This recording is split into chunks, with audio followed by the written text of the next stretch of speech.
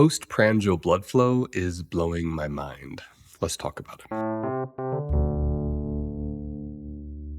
So, you know how you eat something and we call it a comfort food, or something that relaxes you or calms you down or soothes you?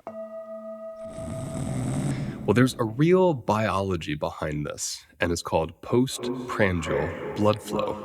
It's a fancy term that just means the redirection of blood from your head to your stomach in order to digest the things you ate. Now, what's interesting about postprandial blood flow is you'll have more of it the heavier the meal is. So let's say you sit down and you have a bowl of beans and some steamed broccoli and a little piece of fish. You're going to have some postprandial blood flow, but nothing like if you sit down and have 4 slices of pizza and french fries. The heavier the calories, the more fat, the denser the food is, the more blood is required to rush to your GI tract in order to help you digest this. Now, what does this have to do with comforting you? Think about anxiety, which is largely influenced by adrenaline, okay? When you have an adrenal response, you have high blood pressure. And guess where that blood goes? Up to your head. And it goes up to your head to help you orient into a fight or flight response and escape danger. So if there's a fire in the corner, I want all the blood up here to help me figure out the best, quickest way to get out of the room. When you are living in anxiety or in a chronic stressful situation, you have higher blood pressure, usually to your brain, to keep you in a state of alertness and hypervigilance. But this can also feel like anxiety and stress. So guess what?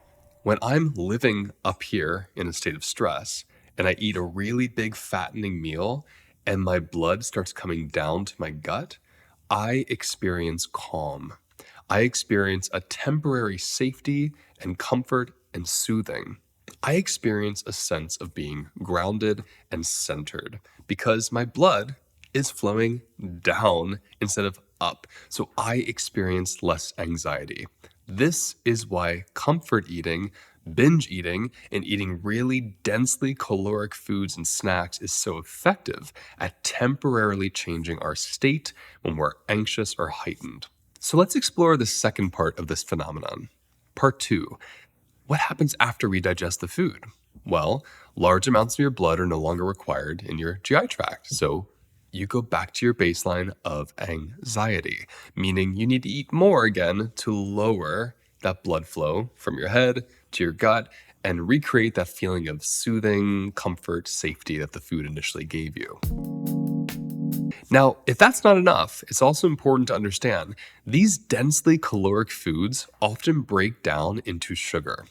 These tend to be processed foods like candies, ice creams, pastas, breads, cheeses. And after we digest them, they become glucose, blood sugar, which means our blood sugar increases. And when we have an increase in our blood sugar, we will then have an increase in insulin, and then we'll have an increase in adrenaline. So not only does the food temporarily soothe you and create this feeling of safety, but then later on it actually boosts your adrenals and makes you more stressed out. So the same food that temporarily soothed you ends up stressing you out a couple hours later, and then you require more of it. This is why we stay in this cycle of binge eating, comfort eating, and food addiction, because the food itself is stressing us out and it's just giving us a temporary band-aid on our baseline of anxiety. So I'm going to give you a little practice right now. Notice next time, or maybe right now, when you're craving something really heavy, when you're craving a food that's going to exhaust you or comfort you or soothe you, I want you to grab a pillow instead. Put that pillow over your stomach and give it a little pressure and set an alarm for 5 minutes. And notice what it's like to hold yourself with a pillow for 5 minutes and then go eat the food you're craving. See if you eat as much. See if you eat less. See if you eat more. See if you don't eat it at all. See what it's like to meet your own body's need for comfort with yourself and a pillow before reflexively doing it with food that's just going to end up stressing you out more later. But don't worry. If you end up overeating or binge eating or eating something really heavy, at least you now know why it works temporarily, but why later on you feel stressed out. Take your time with this and see what it's like to make this connection, and let me know any questions you have in the comments. Thank you for watching today's episode. Please like and subscribe if you found it useful, and let me know in the comments what you want me to cover next.